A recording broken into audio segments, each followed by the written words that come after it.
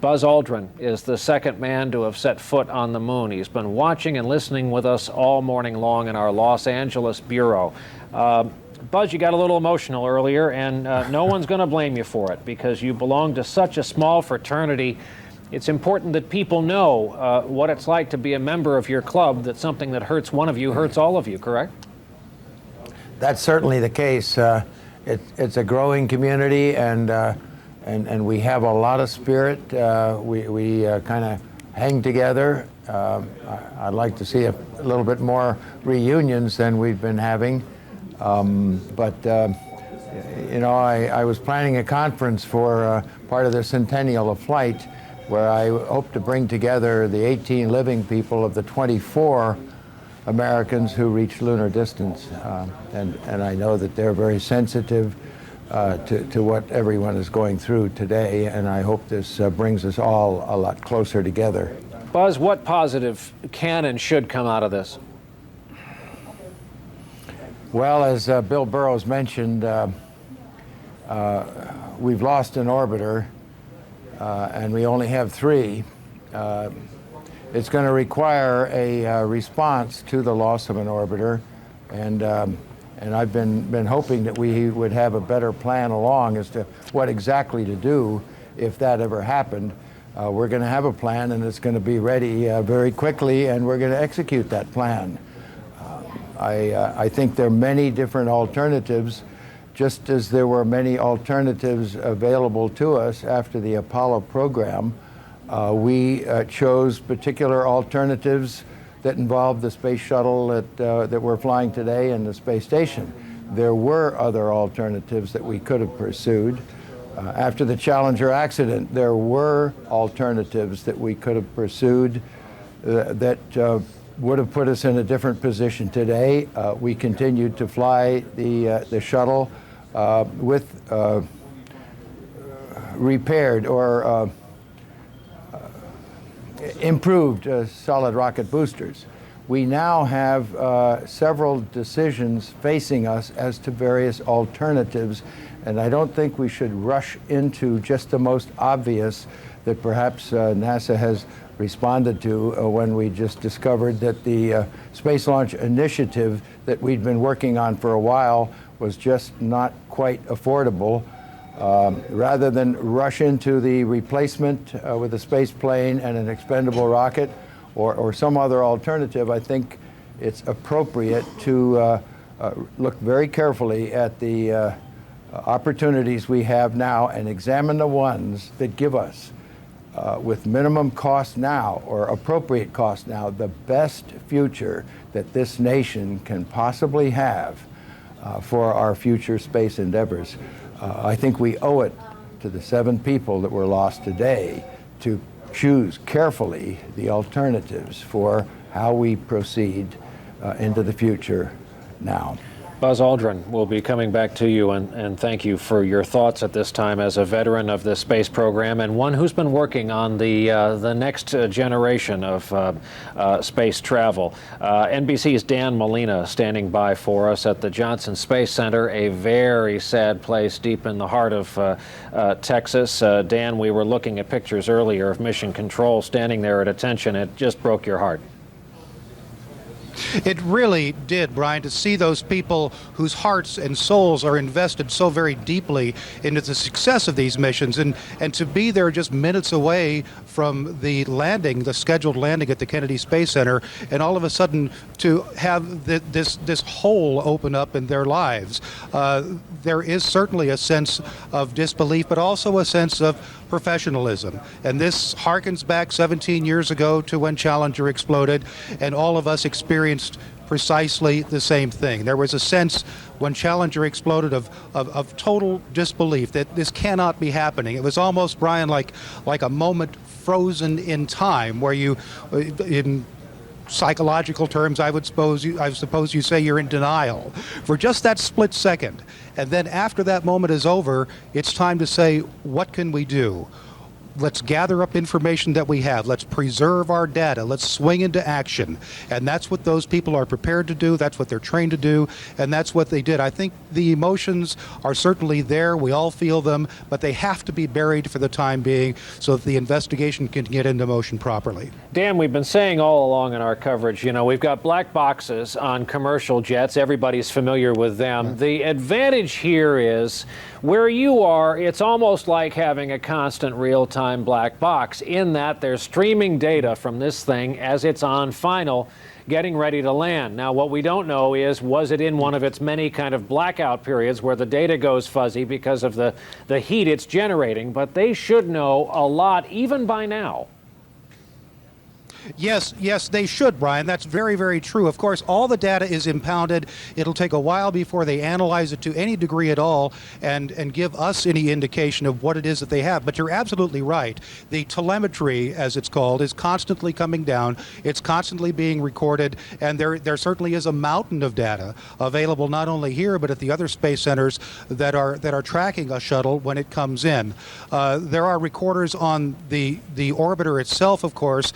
After Challenger, there was no possibility at all of recovering any of that information. And considering the dimensions of this disaster, one would expect that that's probably going to be the case again. But yes, there certainly is a mountain of data available.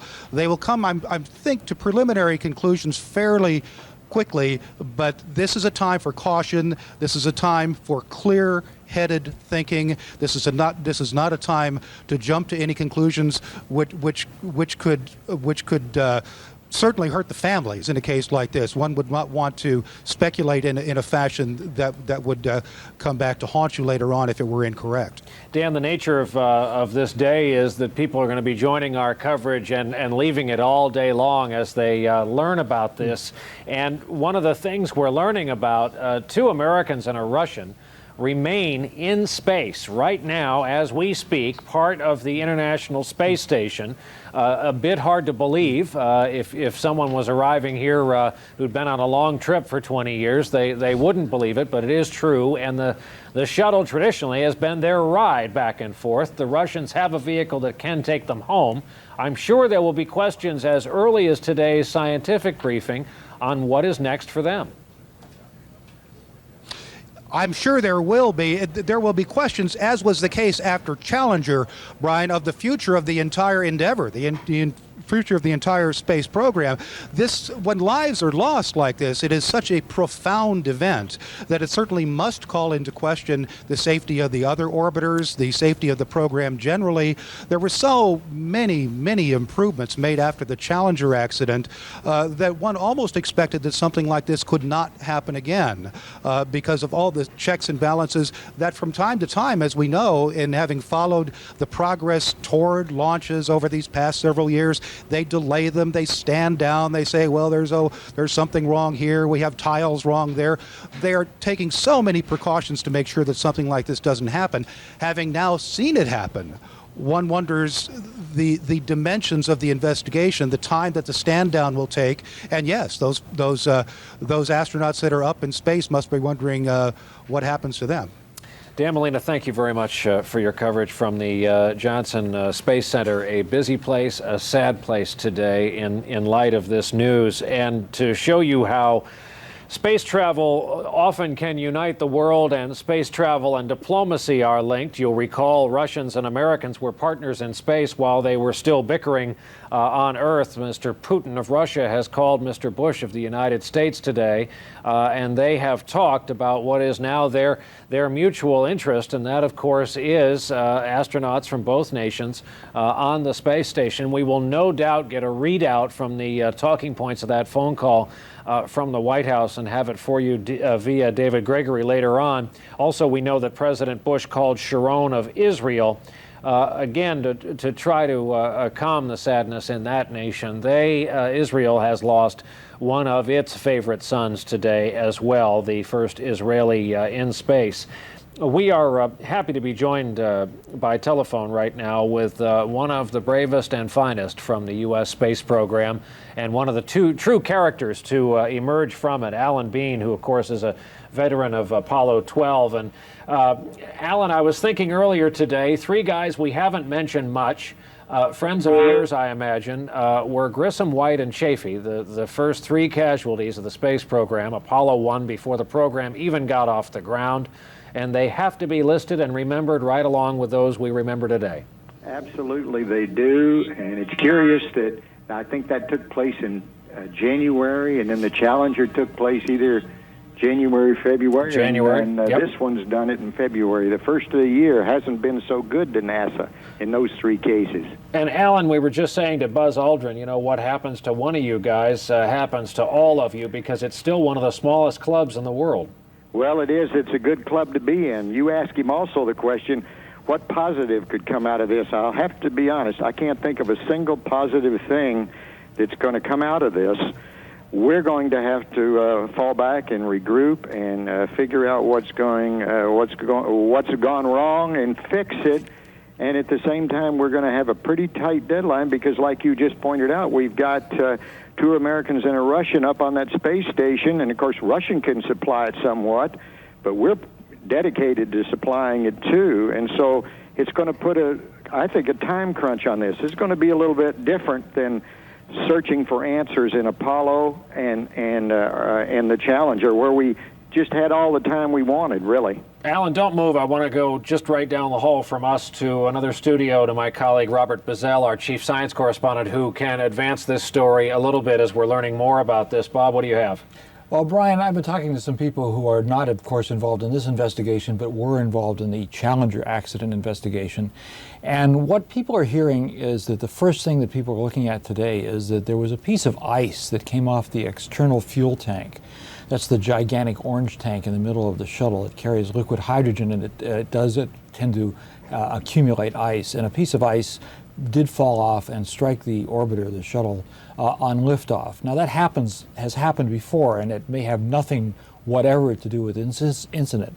But it's important because if a piece of ice does strike the tiles, it could let tiles loose, and if significant numbers of tiles come loose, the orbiter would burn up upon entry. That's been a problem that NASA has known about all along. These tiles much delayed the first launch of Columbia back in 1981 because they couldn't get them right, and they've looked at the tiles over and over again to always make sure that there is integrity. At one mission, a piece of ice in the past knocked off some tiles, and they even had a secret spy satellite examine it. Nothing like that was done this time, but they're going to go back and look very closely to see whether that could be a factor in this examination, in this investigation, in this tragedy. The other thing that's always, I'm told by engineers, it's always a candidate in these investigations, is something called the reaction control system. The shuttle, because it comes back as a glider, it's not an airplane, is inherently unstable as it re-enters the atmosphere. And it has a system of rockets to keep it exactly aligned. If it gets out of line, it would just blow apart, and that's another well-known danger. Now, in each of these cases, with the situation with the tiles and with the reaction control system of rockets, there's a lot of redundancy that's built into the system because these are known hazards that are well recognized. But I think that as engineers begin to look for possible causes of it, those are the two things that they're going to focus on most immediately. There's other possible causes, and I want to emphasize we certainly do not know the cause yet, but this was another, just like the Challenger was a launch in January during a cold period, this was also a launch in January, and that meant that there was probably more of a tendency for ice to build up on the external fuel tank, possibly to break loose and damage the orbiter. Again, there's no evidence at this time that that's what's happened, but I do know that that's one of the places where engineers are looking. Brian? Robert Bazell, thank you. And we're going to take a look at videotape of the launch of this shuttle, Columbia, which went down this morning. And we have talked ever since Challenger of ice and freezing temperatures prior to or at launch time. as an issue. Just think of how the American vocabulary expanded back in 1986. People who'd never heard of contractors, companies like Morton Thiokol, never heard of parts like O-rings, and really did not know the extent to which there was ever pressure to launch exerted on NASA. They knew what we all knew, that this was an extraordinary business fueled by great technology and extraordinary people. But we found out there was another side to this, and although 7 lives were lost then, 7 lives lost today. This is going into the initial roll program right after launch. The feet per second rate is astounding. The G-forces are astounding at this stage in the launch, and we've been watching for just a few seconds. It's at an altitude of approximately 5 miles right now. But this was tape of an otherwise uneventful launch January 16, as Bob Bazell correctly points out. While we know now ice was a factor that day, it will take much wading through much evidence before we know with any certainty. We're also joined, we've got Alan Bean on the phone, we have Richard Houck with us in Washington. Mr. Houck, as we will look at tape of this launch and knowing what you know, having piloted one of these, anything you have to add on the ice angle? I just think that if it was noticed that some ice had impacted the orbiter during launch, that would have gotten excruciating attention on the part of NASA. So I would be surprised if that was an issue, but it may be. What ways do you have? Let's say you've reached orbit, you're in the shuttle for a mission of a specific duration, and you have reason to believe that something on the exterior is amiss. What ways do you have to check it out? Are there sensors, or is it only a spacewalk? Well, you do also have the robot arm, what's called the RMS, which could be maneuvered around. It has a camera on the end of it, but it cannot look at every part of the space shuttle. It could not, for example, look at the tiles down around the wheel well or other areas down there. So a spacewalk, or if in fact there were some other photography capable from long distance, whether it was from a space asset or from the Earth, that's the only other way. And we want to also remember we have Alan Bean with us on the phone. Alan, I want to go back to the last thing you said. We were talking about whether something fortunate could come out of this. What, in your estimation, would it take from square one all the way through the pipeline if someone at NASA, perhaps the administrator, did say, you know what, we're going to use this as a jumping on point to bring out a new generation of orbiter? Well, I think some people at NASA would greet that with excitement. Others would say, look, we've got the best piece of hardware we could build. Admittedly, it's 20 years old, but we've upgraded it. We think we've got the best we can make. You know, talk is cheap about getting something better next week or next year. But when you've got something that's as good as an orbiter and represents the best this country can do, it's a good thing to start operating it and using it and not stop using it and go off on, to try to invent the next stage. We're trying to build a space station. We need an orbiter now. We don't need some new one 10 years from now. Well, maybe we do. But we need one now that works, and we've got one. It just had an accident. We've got to find out what's wrong and then get back in the construction of the space station business and not spend our money. All this is money, as you realize, so we'd have to spend money to do that instead of correct this error in a fundamentally wonderful machine, as Rick Houck would say, who flew it after the Challenger accident. He was the first pilot there, and I think he'd be the first to stand up and say that the shuttle is a great machine, but machines are built by humans. Humans aren't perfect. We're always going to have problems with machines, whether it's computers, spaceships, airplanes, cars, because they're built by humans. They're just an extension of what we can do, and we all know human beings aren't perfect. We try, we do the best we can, but we aren't perfect. Alan, would you pull a John Glenn and go up again if you could right now?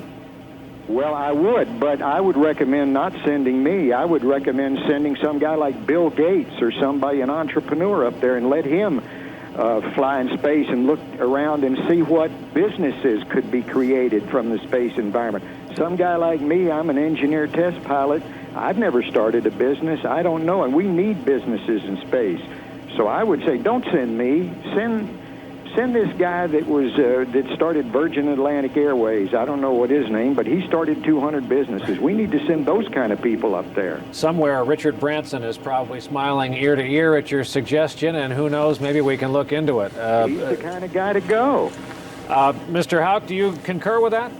I think Alan's right on. We do need to continue to operate this magnificent machine, and that's one of the big questions that NASA will faced with in dealing with the administration and the Congress, and that is, do we need to start to build a replacement for this one? Because we only had 4, and now we're down to 3, and that severely restricts your flexibility in operating the International Space Station. Rick Hawk and Alan Bean are 2 gentlemen of counsel, and very experienced they are. We're going to come back to this conversation. I have some questions about what may be the next shuttle mission and how they'll approach that. We want to go to NBC News correspondent Jim Cummins, where in Nacogdoches, Texas, I understand some people have been taken to the hospital in connection with this. Jim? That's right, Brian. One of the radio stations here in Nacogdoches is now reporting that 21 people have gone to the emergency room of the local hospital here for either injuries from debris or exposure to what they fear might be hazardous materials from debris. Every 5 minutes on the radio from Dallas all the way to Louisiana, the people are being warned that if you see something that looks like debris, please stay away from it and call the local authorities. The debris field itself was measuring at one point 140 miles long. The one report from here in Nacogdoches says the debris field covered something like 500 square miles in this area of East Texas. Hundreds of reports of debris raining down on Nacogdoches. A relative of mine even told me that in her neighborhood debris was falling in her backyard and in her neighbors' backyards here in Nacogdoches, which is in East Texas, close to the Louisiana border. I heard the concussion, the explosion, or not the explosion, but what sounded like a sonic boom this morning in my home in Dallas. My wife and I heard it while we were reading the newspaper, and we looked outside to see if something had gone wrong in our neighborhood. Nothing, peaceful. 19 minutes later, I heard the first reports on the NBC, of course, Today show that they had lost contact with the Shuttle Columbia, and I started just to drive in this direction. This seems to be an area where most of the debris has fallen, and they are checking out various reports of the kinds of debris. One piece the size of a car door landed at the airport here in Nacogdoches. Another piece measuring 3 by 3 feet was sitting along the roadside as I drove in here on Highway 21. The police had it surrounded. They had kept people away from it. It looked like a charred piece of metal. So that's the situation here. Lots of people are concerned. Lots of reports of debris. Some of them are accurate, some of them not. But of course, they're answering all those calls and again urging people to stay away from it, just on the chance that it might be contaminated with something that came from the space shuttle, some sort of fuel or some sort of chemical that is in the equipment on the space shuttle. And as you might expect, there's lots of activity in this part of the country. Yeah, Jim, the fuel they use is highly toxic, we're told, in addition to the fact that it is now a piece of evidence in an investigation. Jim, while you spoke, we were watching videotape, and one of the shots was of a rather large house. It looked like it had a house fire. Are we led to believe that a piece of debris hit it and started a blaze? Well, there was a report this morning, Brian, in Plano, Texas, which is a suburb just north of Dallas, of a fire on the roof of an apartment building, and they were investigating that to see if, in fact, that had been caused by burning debris. I don't know, since I was driving in this direction, what they have eventually found out. I'm out of radio range there. That may be what you're seeing. Okay. As we're just sort of picking up pictures as we go along here, but I assume you've seen some pictures of the debris. Okay, yeah, we're looking at it, and I don't want to run unreferenced videotape, so we'll look into just what this is we're looking at and see if it is in fact related. Jim Cummins with the news out of Nacogdoches, Texas, that people responding to the official warnings about going near this stuff have indeed gone to a hospital emergency room. All of this, of course, surrounding such great tragedy today, the loss of 7 lives. We have some videotape we found of what this crew was like personality-wise. The following was taken while they were training for this mission that ended in disaster today. Happy to be here, finally. It was a pleasure to go the long way, 2.5 years, because of the great team, great crew, great trainers, great flight directors, great engineers. The route to the target is more important than the target. We are going to go for the target, but we enjoy the route as well. I was working great.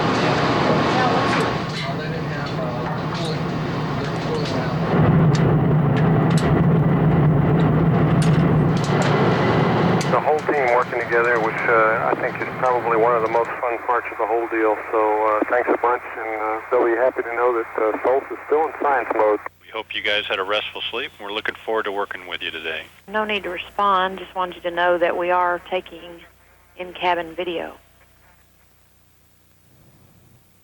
Hi, Laura. Hi, Dave. Good morning. Just out of the screen to the right corner, and now coming into view is the commander, Rick Husband.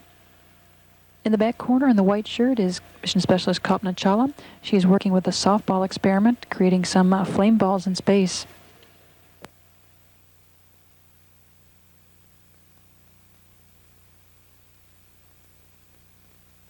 Floating in the center of your screen is Israeli payload specialist Ilan Ramon. No, I'm not worried because, he's not worried, so why should I be worried? Accident on re-entry.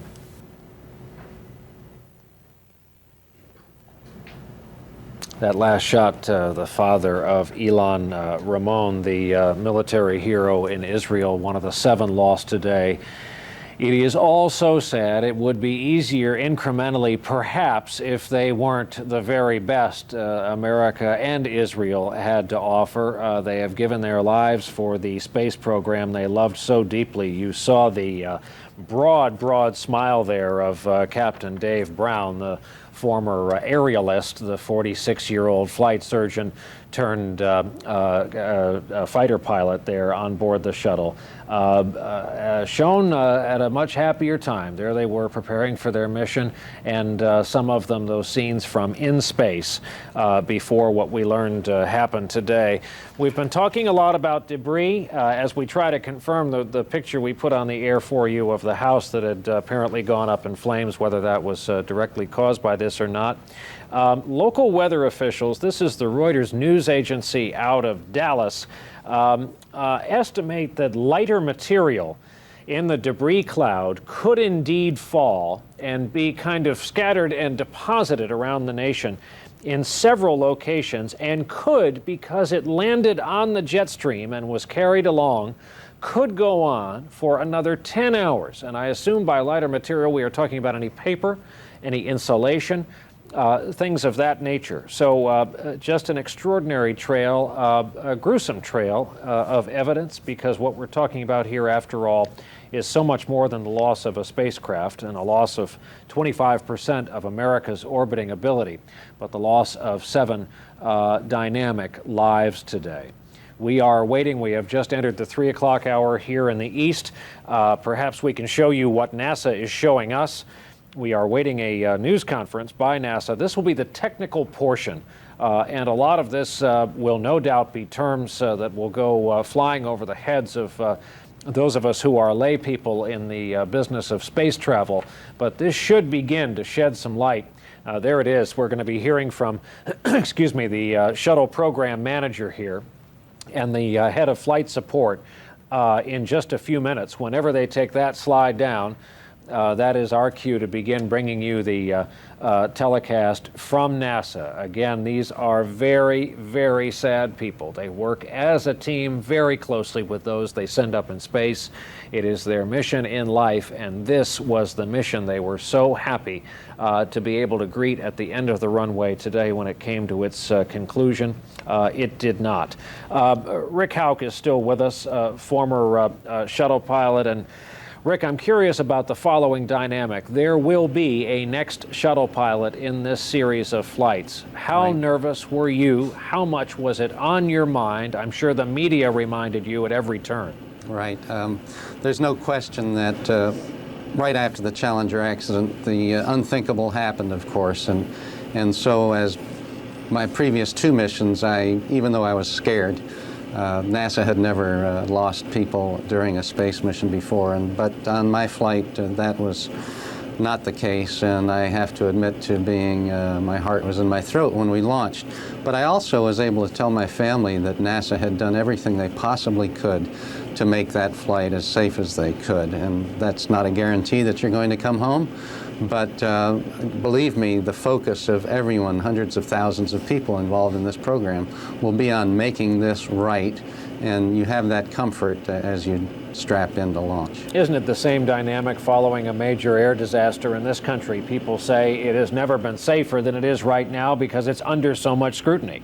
I believe that absolutely. Now, explain, given your meteorological knowledge, we're talking about an incident that happened at an altitude of approx, 38 miles above the Earth. Right. At what level is the jet stream, and speed and duration, how far is it likely to carry bits of, say, insulation or paper? Well, the jet stream can dip as low as about 25,000 feet, but generally it's up in the 35,000 to 80,000 feet.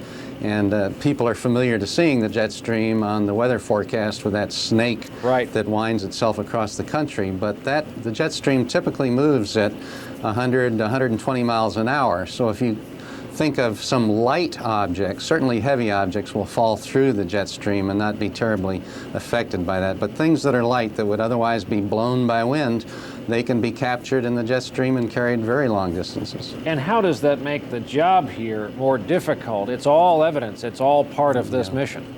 My guess is that the important parts are the heavier parts, that the light parts are less likely to be involved with the accident, but even the heavy parts are spread over a large area. So in itself, I don't think that will complicate the investigation more.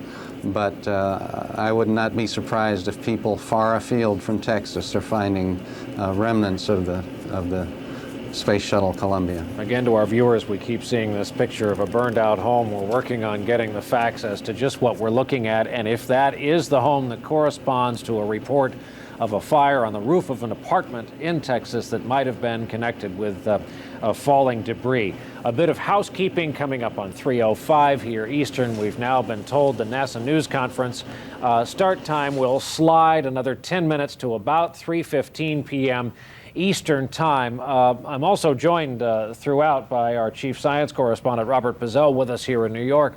Bob, how will, in your reckoning, the investigation this time, perhaps in duration, differ from Challenger? Do they know more these days in real time than they did then? No, not really. And it's very important, Brian, to point out that the investigation into Challenger became a political investigation almost as much as an investigation into the technical aspects of the failure, because the technical aspects were discovered very early on. It was the O-ring design, but then it became that NASA had been cutting corners with safety, that there had been pressure to launch. Now, NASA, of course, afterwards promised not to do that, but I think that we're going to have to find out all the circumstances that surround this. The first thing to find out is what was the cause of this and how to fix it. The next thing is to find out is why that happened, and the why could be an enormously difficult and complex question involving personalities and politics. So it's very hard to know in these first few hours after this tragedy where the investigation is going to go. There was a lot of acrimony in 1986 that NASA was hiding the details of its engineering reports from people who should know. And even when the commission was set up to study the Challenger accident. It was very difficult to find people who weren't connected to NASA in some way to serve on it, because NASA is an organization that tries to protect itself like many bureaucratic organizations at times, and it's very hard to know, exactly what was the cause. We see that explosion right there of Challenger, and we've all seen those pictures a million times, but the cause of that explosion went far deeper into the organization that was running the space program. So that's not an accusation about what happened today. We have no idea about what happened today. We're just at the beginning, I think, though, of a very long road into finding out. And Bob, we're now learning that they believe they found a door from the shuttle on the ground, and there's at least one blackened field of grass officials can see in the state of Texas. This is going to be a Herculean effort. They're using National Guard, volunteers, Forest Service people to find this. We're talking about hundreds of square miles. Oh, you were talking about hundreds of square miles, and almost certainly they're going to try to rebuild the shuttle in the same way that, if we recall, when TWA-800 went down into the ocean, they managed to get the parts off the ocean. These will be gathered over this long period and put together, because each piece does have, including that tile on the ground there that we see there, each piece does have a potential clue as to what went wrong to cause this tragedy. So everything is going to have to be looked at in great detail, and everything is going to have to be in a context about what was the pre-flight certification, or what were the data that were coming down from the spacecraft at the time of landing, what went on board the spacecraft, as much as could be reconstructed. All of this will have to be looked at in great detail. And I think it's going to be, the NASA administrator has already announced that he's going to set up a board outside of NASA as well as an internal board. But I think a lot of people on Capitol Hill and elsewhere are going to want to say, well, we want to make sure that is truly an independent board, to make sure that what happened here, whether it was preventable, and whether to make sure that it won't happen again. Bob Bazell with us from New York. We are joined now by telephone by Sheriff Thomas Kurz in Nacogdoches, Texas. Sheriff, what can you tell us about pieces of debris and folks who have stopped by the emergency room today? Our county encompasses just under 1,000 square miles, and we have literally received hundreds of reports of debris that has fallen from the sky throughout our county. It's also my understanding that some surrounding counties that border us have debris as well. Now, can you confirm, we've been looking at videotape of pieces of debris from the air on the ground, also a picture of what appears to be a fairly modern apartment house with the roof missing due to fire. Is that connected with this? Is that in your area? No, I don't believe the site that you're referring to with the fire is anywhere near my area. Literally, the debris field is probably going to encompass hundreds, maybe even several thousand square miles. I don't know, but we do have numerous debris sites, literally hundreds within our county. So far, we have not received any report of any casualties from falling debris within our county. We do have several sites that have sustained some property damage. With the folks in the emergency rooms, should we assume that they are taking warnings from folks like us and going to get checked, or do you have any reason to believe it's because of actual inhalation or injury from this toxic stuff that's on these parts? The reports from the emergency rooms, again, I can't really confirm, other than maybe people are taking a precautionary measure to be checked. Certainly, we are encouraging through our local media here, as well as the national effort, that anyone that encounters a piece of debris not come in contact with it.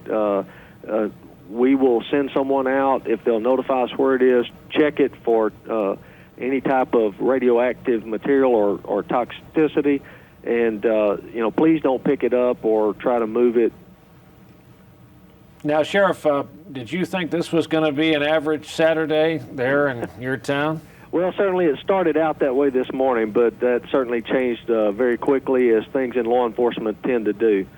Sheriff, thank you very much for being with us. Sheriff Thomas Kurz from Nacogdoches, Texas. A busy place for all the wrong reasons today. A very busy place this morning until we knew what we had here was the Department of Defense. They're being used in other ways, however. NBC News Pentagon correspondent is Jim Miklashevsky. And Mick, we're hearing that Air National Guard on foot, Forest Service, everybody's being marshaled that can get there to look for these parts.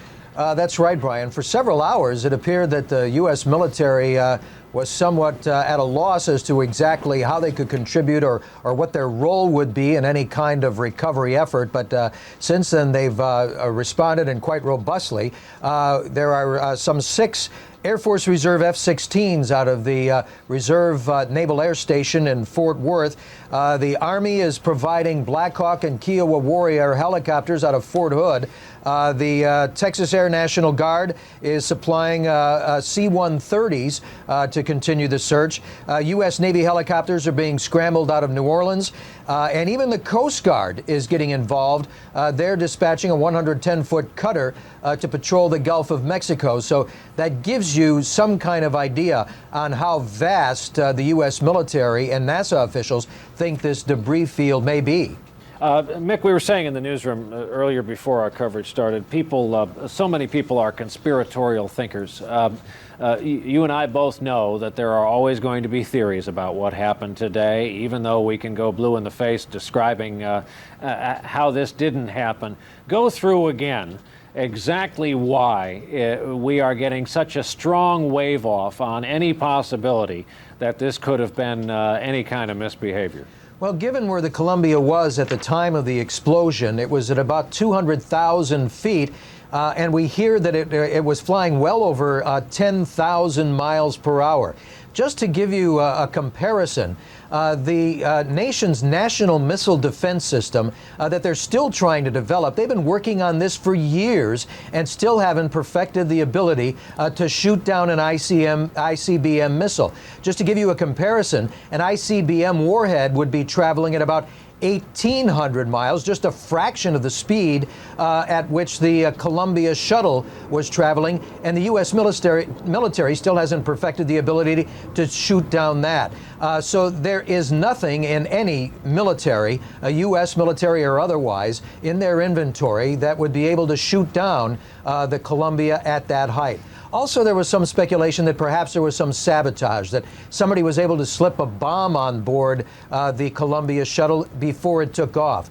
But NASA officials say that the security around this flight was especially tight, primarily because of the presence of the Israeli Air Force colonel who was on that flight. But also, ever since 9/11, NASA at Cape Canaveral has had extraordinary security measures in place because, after all, thousands and thousands of people gather in that region to watch these shuttles take off. And there was some deep concern that at some point a terrorist might try, in a symbolic move, try to shoot down or somehow impede the takeoff of one of those shuttle missions. So while you can never rule anything out, the likelihood appears to be about as absolute zero as you can get. Of course, we're also looking at what we consider just a science and a slam dunk these days. We've gotten complacent again and blasé about our coverage of these missions. Nothing has ever gone wrong on landing prior to this, and we wake up this morning to this kind of news, and it has everybody, Mick, thinking about January 28th of '86. That's right. I mean, I was here in the building covering the Pentagon at that time, and I can tell you that as soon as it was determined that it was a catastrophic event, we headed off to some of the offices here who would be in charge of search and rescue, and the generals there were already hunched over the maps and plotting where their search and rescue assets, helicopters, planes were already in place for any possible recovery. Of course, we know tragically now that wasn't possible, that the crew of the Challenger was killed almost instantly. But in this case, there would have been no search and rescue assets, planes or helicopters, in the North Texas region. Those search and rescue helicopters and assets are usually situated either around the launch site at Cape Canaveral, or in this case the recovery site, the landing zone, or at alternate landing sites. For example, there are some sites in Europe that if the shuttle takeoff doesn't go as planned, they're bailout sites. They're actually bailout sites in case something goes wrong, and the U.S. military would have search and rescue assets around those areas. But in this case, they had nothing in the air, and as we find out, it actually took them several hours to scramble the necessary aircraft to get up in the air. And this is an effort that will continue with their various infrared and night vision devices. It will continue for 24 hours a day, as probably as long as it will take. We also just know we're going to get a whole lot of images from this. We already have reports that military satellites show a flash of light. We're going to get so many different views from the ground as good citizens with video cameras hand over their tape, hopefully first to NASA, and then perhaps a copy to the television networks, because it will be interesting, though it continues to be crushingly sad to see what happened across the sky. And these infrared satellites are apparently pretty remarkable in what they can do. According to experts, first of all, they would see the explosion. That would be readily visible to this satellite. But they could also track it, because the Columbia was obvious, or the Columbia S was obviously on fire. They could track its path, perhaps even more accurately than some of the other satellites that NASA may be using. But it could also help determine exactly what it is that caused the explosion itself. Because apparently, according to experts, these infrared satellites are so sensitive, they can tell you exactly what kind of fire or exactly what kind of explosion this is, whether it's an explosive device, some kind of fuel. So this may be very helpful in helping NASA determine exactly what caused this accident. Jim Miklaszewski at the Pentagon, thanks. There is this from Tallahassee, Florida, on the Associated Press. A former astronaut who flew on the Space Shuttle Columbia says problems during landings are unusual. Winston Scott says he never would have guessed that something would go wrong during this phase of flight, but he adds it shows space flight is a volatile business, a point we've been making here, and something could go wrong at any time. Winston Scott flew on Columbia in 1997, also flew on the Shuttle Endeavour. We are making efforts to have him join us on the air. Robert Bazell is the chief science correspondent for NBC News. He's been with us since the start of this. And Bob, we were talking about this debris field. We have been talking about the investigation.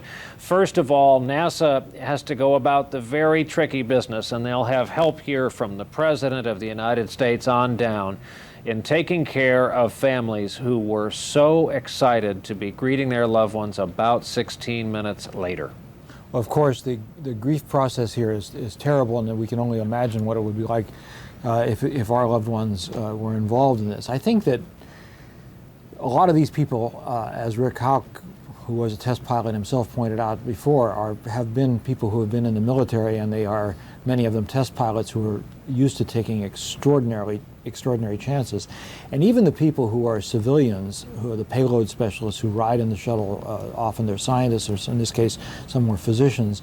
These are people who really are very gutsy, and they know that they're taking a risk. So, and I think that their families know that they're taking a risk. So, in the sense that it's a terrible shock and a tragedy for all of us. It is, nobody ever thought, even if we stopped covering these things for a few minutes or a few days or months, that this was something that anybody would take lightly, or something that was without risk. It is, as many of our guests have pointed out today, something that's involved in a sense of adventure, and I think that many Americans would gladly accept the risk, even knowing what we know today, for the chance to go up into space. And that's one of the reasons why I think we keep a space program going, is because it's not just the people who live the experience and take the risks, it's a sense of adventure for all of us, because there are serious political questions about why we do have a space program. The space station, which the shuttle services, and then, as we've been hearing all day today, there's 3 people up there now whose fate is going to be decided in the next few weeks and months. The space program, is something that we keep for a national pride, but it doesn't accomplish much scientifically. The space station was just cut back for budgetary reasons. NASA has been under terrible budgetary pressure. In fact, the current director of NASA was appointed by President Bush from the Office of Management and Budget, somebody who is concerned with dollars and cents. I think we're going to be hearing a lot about the kind of budgetary pressures NASA has been under, and whether that played a role at all in today's incident. We don't know whether it did, but that is a critical part of the investigation that's going to unfold. Don't forget, it was a big part of the investigation that unfolded after the Challenger exploded in 1986. And Bob, to go back to something you just touched on, you and I have both been around these men and women, and you know almost to a person, they told loved ones, in effect, to paraphrase, don't grieve for me if anything happens. Please know that I will be at my happiest, and I am doing what I have wanted to do for so long. Oh, absolutely. And I spent an enormous amount of time in my career around shuttle astronauts during the first phases of the space program when Columbia was first launched, and then when the space program returned with Rick Houck as the commander, who's been on the show with us. And I never met a group of people who I admired more. I remember there was one woman who's an astronaut, and she gave birth to a baby, and she was back to work within hours because she didn't want to miss any of her training. And that's the kind of spirit that you find in both the women and the men who are astronauts. These are people who are enormously dedicated, enormously capable, and hugely intelligent. Even now, that the astronaut corps is much bigger than it was in the early days. The competition is terrific to get into the program. There's no shortage of applicants. A lot of people want to do this, and NASA is able to select only the very finest and only the most dedicated to be able to do it. You're so right to stress their smarts, and it's so sad that we have to have an occasion like this to speak to some of the great Americans of all time. Buzz Aldrin, Alan Bean, these are people that a lot of kids look a lot like you and me grew up really idolizing in the original Mercury 7 and then on through Gemini and Apollo. And here we are talking to them with such great and vast experience for all the wrong reasons. Absolutely, but again, these are test pilots, a lot of them. It's the life they've chosen. Ones that aren't test pilots, the culture of test pilots permeates NASA, as it always has. The original astronauts were all test pilots. The commanders and pilots today remain people who are test pilots, people who can land on aircraft carriers at night, who are accustomed to taking all kinds of extraordinary risks. That doesn't in any way justify anything that's happened today. These people knew that they were getting into a dangerous situation, and it's a program that's full of a lot of adventure and challenges, but we can be absolutely certain that whatever happened today did not happen because of any lack of competency on the basis of those 7 people who were on board, because you could not have people who were better trained, more dedicated, and more able to do their jobs. If you have ever seen or been privileged to see, as I have, the training of shuttle astronauts, the endless repetition of every job that they have, so that everything that they do is second nature, and that they're able to handle every possible emergency short of a total catastrophe, you can understand that these are people who truly have, the cliche is the right stuff, but they really do have it, and they're proud of it, and it's always an honor to be around them, and it's always a tragic loss when we lose people like we've lost today. Bob Bazell, thanks. And now that we've thoroughly embarrassed a very modest man, I want to go back to Rick Houck in Washington, specifically with the question, how much are you fueled by patriotism? You are all lovers of country. That's the other thing you have in common. Well, that's true, Brian. I think that's certainly part of the fabric that we weave around ourselves, because it gives us something to reflect back on after we've participated in one of these great adventures. It gives us some sense of pride, I guess, that we've been able and privileged to participate in things that are so important to the country. So it's the adventure, it's the pride of nationhood, and the desire to extend the reach. Rick, thank you for that. Down at the Cape in Florida, our own Kerry Sanders, over his shoulder, and that familiar scene is the launch pad of so many shuttle missions, and scattered about the countryside there are old, rusted cement launch pads on which so much American history launched. Kerry, who have you been able to speak to down there so far today? Well, I've had an opportunity to speak to Kurt Brown, who is a retired shuttle commander. In fact, he commanded 3 shuttle missions, and then he piloted 3 missions, and he's been watching this very closely today. And I've just sort of gotten a handle from him about what type of questions he would want answered right now. Now, as you know, the shuttle was actually beginning to make its re-entry, and it may have been at around Mach 18. It was about 10 minutes into that re-entry where the temperatures were up at some points on the actual shuttle shell there, up to temperatures that exceed the temperature on the surface of the sun. That's how hot it is.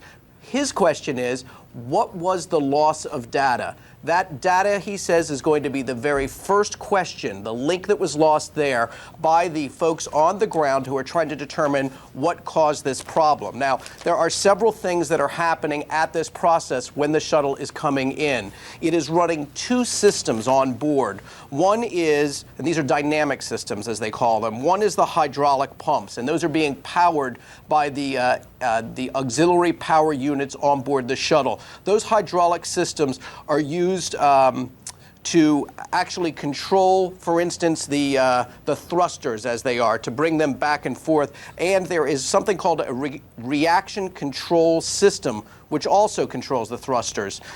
Those are used as they're re-entering because the air is so thin there. They're using these thrusters to actually control the attitude and the yaw of the shuttle as it's coming in. And Kurt Brown's question is, what happened? The data loss there might indicate, when they lost that data stream, that something went wrong, either with the auxiliary power unit that was running at the time, which is controlling those hydraulic pumps. And those hydraulic pumps, again, are controlling the flight control systems.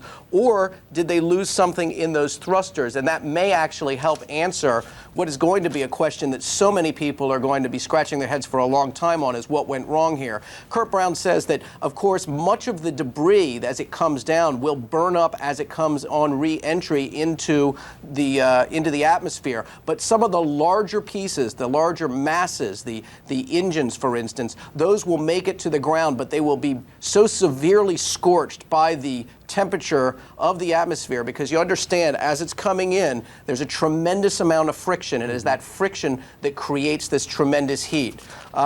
So I believe we're going to hear from NASA here in a short while, where they're getting ready to talk to us, Brian. But those are at least some of the questions that those who fly these systems are asking themselves right now, trying to, I guess, what many people are doing, trying to find out what went wrong. And Kerry, we've already heard evidence of some of the larger pieces having survived. Associated Press reporting one door has made it. We're looking at animation now, and this is a good reminder that on the early stages of approach, of course, in zero-G, it doesn't really matter, but the astronauts are upside down initially, or inverted, and then they straighten out to use the bottom of the spacecraft, which is coated with those ceramic tiles, each one individually designed and placed to absorb the heat. And the heat, Kerry pointed out, can exceed the surface of the sun temperature. All because of friction. It's what happens when a spacecraft reemerges into the Earth's atmosphere. If this looks like a grainy old film, I guess relatively so, it is. It is from the test series of flights that early shuttle mock-ups took. In the end, as shuttle pilot, you become just what you were in civilian and military life. You become a pilot, you're on the stick, you land it with the help of elaborate computer programs, and if all goes well, it comes safely to a halt. Two things to show you. Number one, what NASA is showing us right now. The slide they put up prior to the briefing, a few moments ago, it said 320, it switched to 325, then 330, and now they're putting up the word momentarily. We'll take them at their word. We'll go to this instantly when they start talking. We also have a model of this, and the attitude of the shuttle as it comes down, as it's now familiar to you, is approximately like this, and it's all heat on the nose of the spacecraft. So the ceramic tiles, which may or may not end up being a factor in all of this today, are of course and have always been a crucial part of this spacecraft. We still have Rick Hauk with us from Washington, and Rick, with the understanding that I may need to interrupt you at any time, how much stick flying is it, and is there any option for the pilot? Are there landing programs, or can you take it? Most flights, the commander will take control as the machine gets subsonic. That means below the speed of sound. And that's the last 2 minutes of the flight. At that point, the shuttle is aerodynamically stable. And the commander has to maneuver it to fly around as it descends very rapidly, 11,000 feet per minute, and point it down and touch on the runway, touch down about 200 knots. Now, the commander can take over before then at higher altitudes, but the only reason he would do that is if he's still got a flyable machine, but for some reason the computers are pointing him in the wrong direction, in other words, flying in the wrong direction. Then he might take over. But quite frankly, the computer can do it much more efficiently than the commander. Rick, how does this fly in relation to, I don't know, a Boeing 777? I've flown the 747, and I'd say actually the flight controls feels very similar. It's very benign. It feels like a heavy aircraft, but it responds very nicely. Rick, I have to interrupt. We're going to NASA right now. Here's the press conference. Introduce the panel for this afternoon's briefing. On the dais here to my left is Ron Dittemore. He's the Space Shuttle Program Manager. And to his left is Chief Flight Director Milt Heflin. We'll have brief remarks from both gentlemen, and then we'll throw it open for questions. So with that, I'll turn it over to Ron.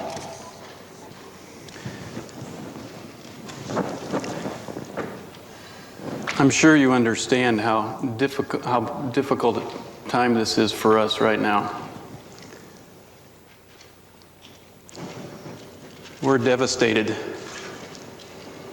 because of the events that unfolded this morning. There's a certain amount of shock in our system because we have suffered the loss of 7 family members. And we're learning to deal with that.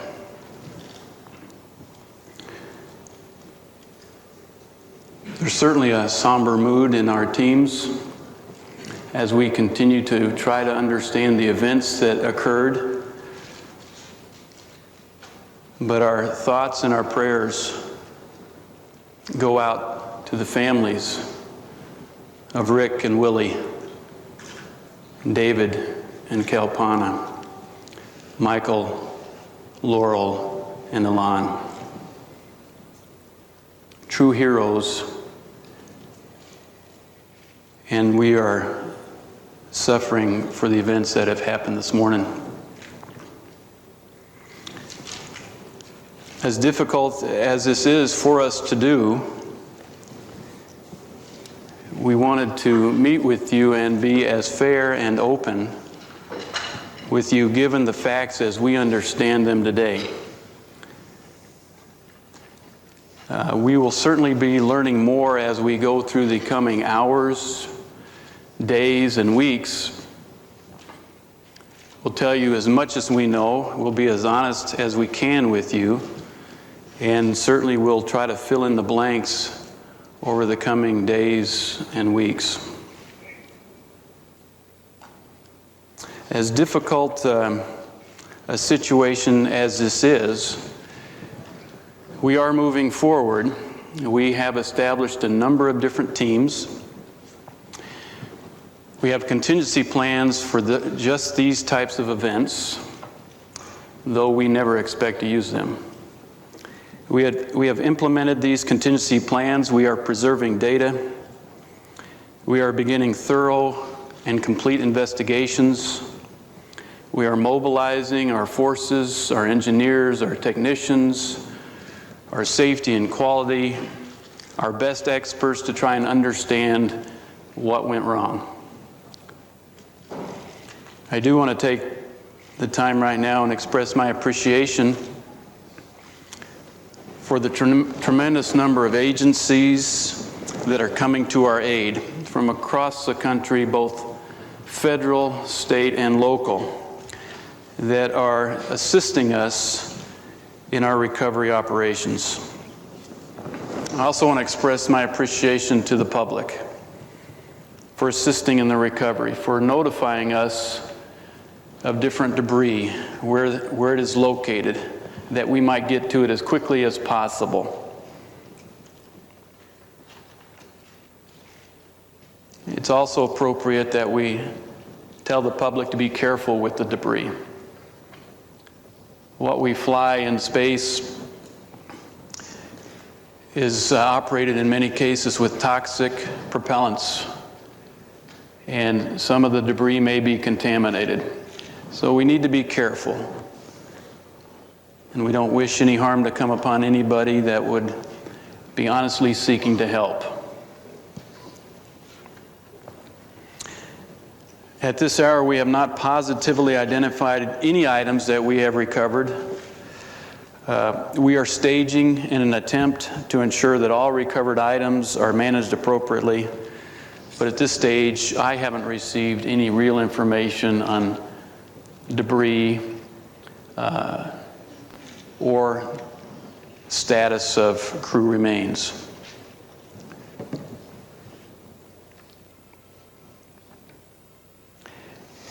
I can go back to the start of the day, filled with excitement and anticipation. Today was a great day to land in the Florida area. We had all positive indications that it was going to be like every other day where we have landed in Florida. Good weather, anxious team to welcome a fantastic crew back, families that were excited about welcoming their loved ones back, and no indications at all of any impending threats to the vehicle.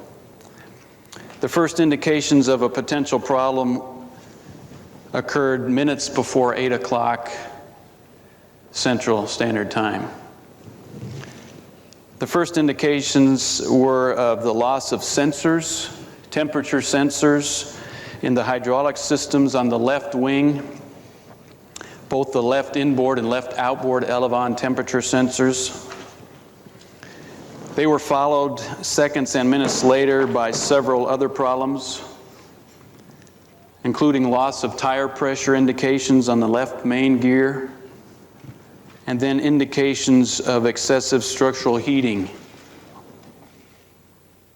And Mr. Heflin will talk in a minute about some further details. I have to caution you that we cannot yet say what caused the loss of Columbia. It's still very early in our investigation, and it's going to take us some time to work through the evidence, the analysis, and clearly understand what the cause was. But what we are doing is we are impounding hardware so that we can preserve evidence. We have stopped processing at the Kennedy Space Center. We are preserving hardware around the country in our different facilities. We are impounding data here that represented the last data that we received from the crew. And we will be poring over that data 24 hours a day for the foreseeable future.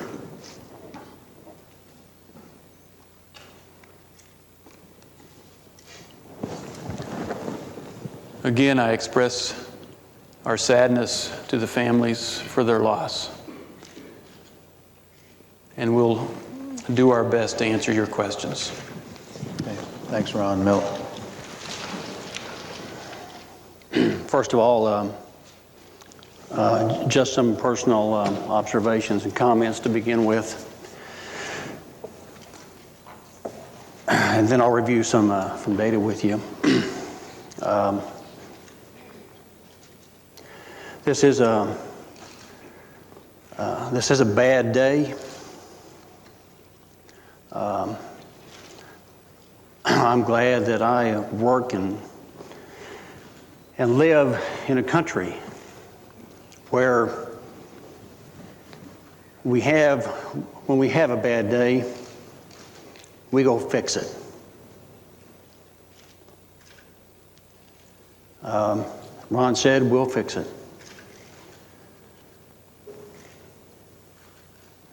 I can talk to you some about what went on in the flight control room with the entry flight control team under the guidance of Flight Director Leroy Kane. Ron said it was a good day to land. In fact, many of us, as we came in today, were marveling at the fact that Leroy Kane did the ascent as well, and probably the most difficult things that we deal with during launch attempts and entries is dealing with the weather, as you all are accustomed to. And we marveled and felt good about the fact that, launch, we didn't have any weather issues to work. In fact, any weather issues anywhere in the world that we were concerned about. And today it was a very minor thing to talk about, some fog, I believe, but nothing really hard to work. So, as Ron mentioned, this was fantastic mission and just seemed to be coming to the right conclusion.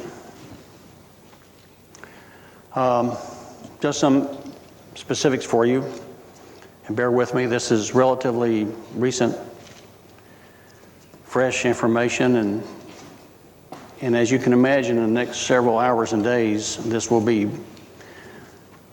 get closer to many details, I'm sure. Around 7:53 a.m. Central Time, as Ron mentioned, we saw indication of off-scale low temperature measurements on the left, the inboard and outboard hydraulic systems, and this was loss of the temperature measurement. It wasn't any indication that it was high or low. We just lost it. About 3 minutes later, around 7:56 a.m., in the left main gear tire wheel well, brake line, and tire temperatures, there we saw an increase. Now, I need to tell you that during this time, the vehicle was performing fine. We had no indications of any problem. Around 7:58 a.m. Central Time, a couple of minutes later, we have what we call bond line temperatures. These are temperature sensors that are embedded in the structure of the vehicle. We have them all over the orbiter. 3 of these temperatures on the left side of the vehicle, the left wing area. The off-scale low reading again. This was not high indication, low indication, but we lost the measurements. Don't have the seconds here. Clearly, seconds will play a part in our analysis, but I'm giving this to you at the nearest minute. Around 7:59, then Central Time, left inboard and outboard tire temperatures and pressures off-scale low. About eight measurements total during that time. One of these measurements sensed on board by the computers gave the crew a message, indication that they could look at on their displays. And we think they were acknowledging that measurement that they saw. Again, the vehicle was flying with no problems at that time. And when things like this happen, when a crew gets an alert, you acknowledge it, they recognize they've seen it, and then we do what we might need to do with it. And as far as I know, that was the last transmission from the crew. I've asked a couple of people, I haven't heard the tapes myself. I'm not sure what they said at the time, but they were acknowledging, we believe, that indication that they'd seen. Then we lost all vehicle data. It looks like it was around, and I apologize, it looks like my little cheat sheet here doesn't have the last Central Time on it, and I'm not going to try to convert it to you at this point, but it's around 8 o'clock Central Standard Time. Altitude was 207,135 feet and traveling at a Mach of about 18.3. And the flight control team during this time, again, we lost the data, and that's when we clearly begin to know that we had a bad day. That's all I've got.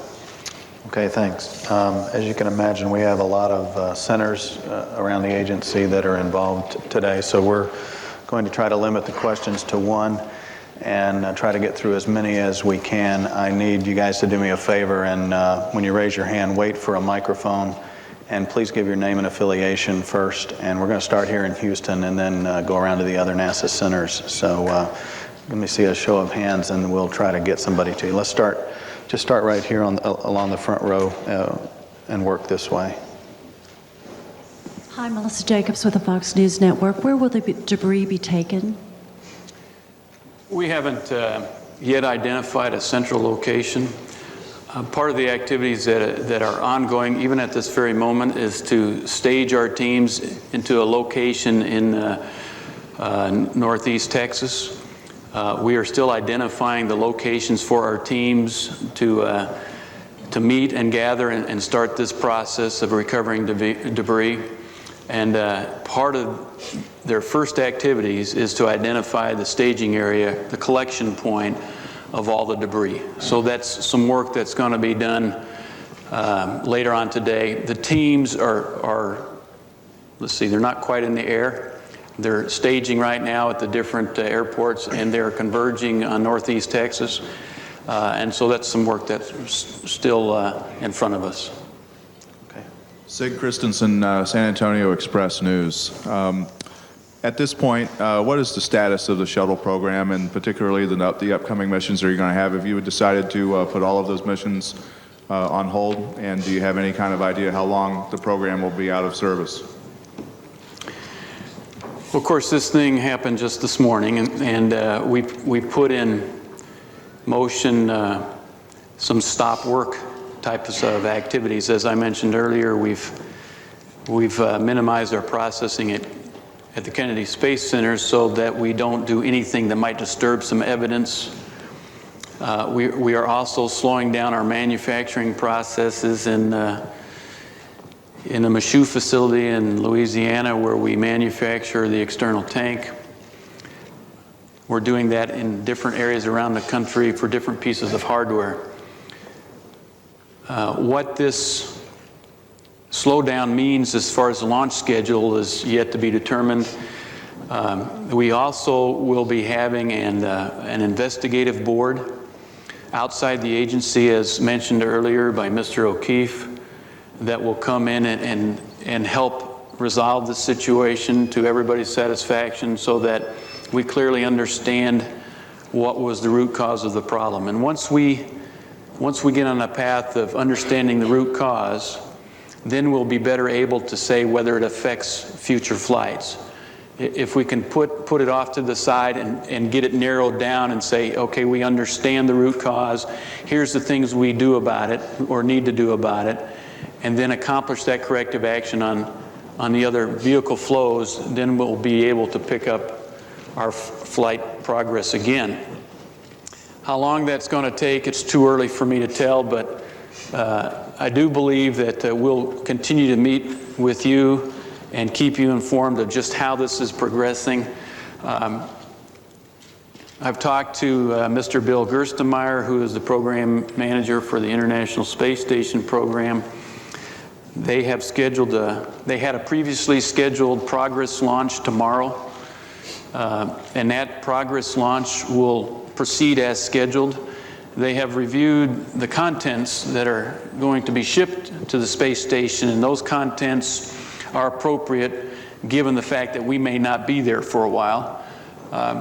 They have enough consumables, supplies for the crew to go through the latter part of June without having a shuttle visit. So there's some time for us to work through this and get back on our schedule, and we're just going to have to work through that in the coming days and weeks, and we'll keep you informed on just the impact to the manifest. But right now, there is certainly a hold on future flights until we get ourselves established and understand the root cause to this disaster. Okay. My name is Jenny Blankenship. I'm a reporter with the CBS station in Austin. And I was wondering if you could explain to people who are not from this area really how tight-knit of a community this is, not just here on the NASA JSC campus, but all around here, how much of an integral part of the community this is to you all. Well, it's more than a job. This is a passion for us. Human spaceflight is a passion. It's an emotional event. And when we work together as family members. And we treat each other much that way. And whether it's the loss of a crew member or a loss of a member of our ground team or processing teams, it's a sad loss for us. And so we are a very close community. We understand the risks that are involved in human spaceflight. And we know that these risks are manageable, but we also know that they're serious and can have deadly consequences. And so we are bound together with the threat of disaster all the time, and we know we must count on each other to do what's right. We must count on the ground teams to process correctly. We must count on our suppliers to follow the procedures just like we have identified to them. And we count on the flight crew members to fly the vehicles within the specifications. So we all rely on each other to make each space flight successful. So we have a dependency. And it's a professional dependency and it's an emotional dependency. And so when we have an event like today, where we lose 7 family members, it is devastating to us. And it's more than just us in this location. There is an emotional attachment to human space flight. It piques our interest, it captures our imagination. I received a couple of phone calls this morning, immediately following when it became apparent that Columbia was no longer going to land. One phone call was from my brother in Phoenix, Arizona, not associated with the space business. I haven't talked to him yet, I just received a message, certainly extending his thoughts and prayers. I received another phone call from my son in Provo, Utah, with the same emotional outpouring of sadness. And I'm sure this is true across the country. We're seeing that from the public. We're seeing that as people that really care about the space program and understand what it means to this nation reflect their thoughts, their prayers, their caring attitude toward us. And we want them to know we appreciate it very much. As we struggle with our emotions in this difficult time, we appreciate the thoughts, the prayers, the care, and the support. Milt, you might have some thoughts also. Well, yeah, it is. The community out here is extremely close-knit. I've been through 3 of these. And each time you see a coming together of the community here. Our landscape has changed. The space flight business today is not going to be, it's going to be much different than it was yesterday. It was different after the Apollo 1, it was different after Challenger. And it was different because this community, the passion, Ron's right, the passion is here. And as Ron was talking, I was thinking about your question, and I thought, you know, sometimes it's a shame that it takes things like this for this country to pull together and care. And it shouldn't. Damn, we're good. This country's great. It shouldn't take these kind of things to cause a coming together. Okay, thanks. Eric Berger with the Houston Chronicle. Milt, you mentioned about 8 sensors, and one of those which triggered some kind of notification inside the shuttle. Can you tell us which sensor that was, and whether it was an abnormal reading on whatever sensor it was, or whether it was just that the sensor was no longer functioning? There were,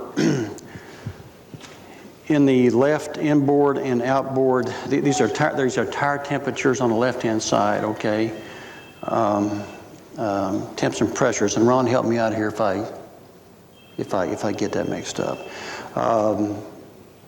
And they all went what we call off-scale low. In other words, there's a bottom number 0, or maybe not zero, not necessarily zero, but there's a bottom number of the measurement. They all just went off scale low, indicating loss of the measurement itself. You know, and I cannot tell you specifically which one of the 8. We'll find that out, but I don't have that right now. No. An easy way to think about that is the measurement was no longer reading. It was not giving an indication. It's as if someone just cut the wire. Okay, right over here. Chris Heinbaugh with WFAA TV in Dallas. You indicated that at 7:53 was the first, you first lost some sensor information, and you indicated towards the end there was an acknowledgement from the crew. During the rest of that time period, was there any dialogue, any communication with the crew during that period? And if there was there any indication from them that there was a problem that they could see on board? Yes, at 7:53 a.m., we did have another set of 4 measurements in the hydraulic system on the left-hand side that went off scale low. Now, this was reported by the flight controller responsible for the mechanical and hydraulic systems in the orbiter, reported to the flight director. When this happens, then it's followed up by if there's any action to take, if there's anything that we see that needs to be done, that flight controller will tell the flight director and a crew, and call might go to the crew. These were measurements that did not have, we have many measurements on board. Not all of them are enunciated to the crew. They don't need to be. And we see a lot more information on the ground than they do. So they did not see this. So they had no indication. We saw nothing else to indicate any difficulty at all, because had we seen anything else, we would have taken some action. That's, you know, we work very hard. We train very hard to react in a very short amount of time to situations. But we don't, if we don't have anything that we see that we've got to do, then we don't spend the time talking about it, because we focus on the next event and so forth. Right here next to him. I'm Brian Sasser, KPRC TV here in Houston. We had heard some reports that during launch there had been some concerns that some debris hit the wing. Is that true, and is that any cause of concern, and that could have caused today's problems? It is true that right after launch, and I don't remember the time frame as far as seconds, there was a piece of foam that is used as insulation on the external tank in the area of what we call the bipod, which is the forward attach between the orbiter and the external tank. There is a piece of foam that was shed, and in our review the following day of the launch films, we saw this piece of debris drop off, and it looked to us like it impacted the orbiter on the left wing. Where on the left wing, it's very difficult for us to tell. Somewhere between the mid and outward span. Was it the leading edge? We don't know. Was it underneath the leading edge? We really don't know. To the best of our ability, that's what happened. We spent a goodly amount of time reviewing that film and then analyzing what that potential impact of debris on the wing might do, and would there be any consequences. Through analysis and through our ability to call back on our experience with tile, it was judged that that event did not represent a safety concern. And so the technical community got together and across the country looked at it and judged that to be acceptable. And so as we look at that now in hindsight, that impact was on the left wing. And certainly we have all the indications that Milt talked to you about were on the left wing. we can't discount that there might be a connection. But we have to caution you and ourselves that we can't rush to judgment on it, because there are a lot of things in this business that look like the smoking gun but turn out not even to be close. And so we really have to do some regression analysis. We've got to look at what Milt described to you, and then back up in time through analysis to see if we can piece together the events and whether or not this was a tile problem or whether it was a structural issue or some other event. We don't know yet. What will help us determine that is inspecting the debris. That will really help us. And so we're very anxious to get certain pieces back to look at, and that will determine whether or not this particular event, whether it was the debris hitting the orbiter or some other event, was the cause of this problem or this disaster today. Okay, get that gentleman right back behind him. Ryan Korsgaard from KVUE TV in Austin. You talked a little bit about the hardware. What goes forward now with the astronaut training? Does that continue? Does that stop? What happens? Well, there's going to be a period of mourning in this community. There's going to be a period where we're just going to get together and support each other and hug each other and help us go on. But we're going to fix this problem. We're going to get back on the launch pad. We're going to launch shuttles again as soon as we're ready. The training is going to continue. The best therapy in this business is to get on with your job. The best therapy in the flight control world is to get in that control center and train for the next mission. The best therapy in the flight crew world is to continue with their training. Stay focused on the job ahead. Stay focused on what we need to accomplish, and that's what we are all going to do. There's going to be a subset of us that will be working together to resolve this problem. And we will do that, and we will do that quickly, efficiently, and we'll do it safely, and we will not fly again until we have this understood. In the meantime, life goes on, training goes on. We'll start manufacturing hardware again as soon as we know that we have preserved evidence. So in a few days, I suspect we will start pulling things back to what we understand and releasing certain activities to start up again. But in the next several days, it's going to be a period of quiet, of reflection, and where are we going to go from here as far as what we need to do to resolve this issue. Okay, Greg, let's work on the second row. Start right here on the end. Rashonda Tate, Fox 26 News. Did you have a device on board that is the equivalent of a black box? No, we don't. We do not have a hardened black box data recorder or voice recorder. We do have recorders. We do have recorders of both data and voice. If they survived the entry and the impact, we will certainly look to see if there's any information there. As Milt mentioned to you on the timeline, he talked to you a little bit about these sensors that just kind of quit working. We also know that during this time frame, the vehicle was operating perfectly.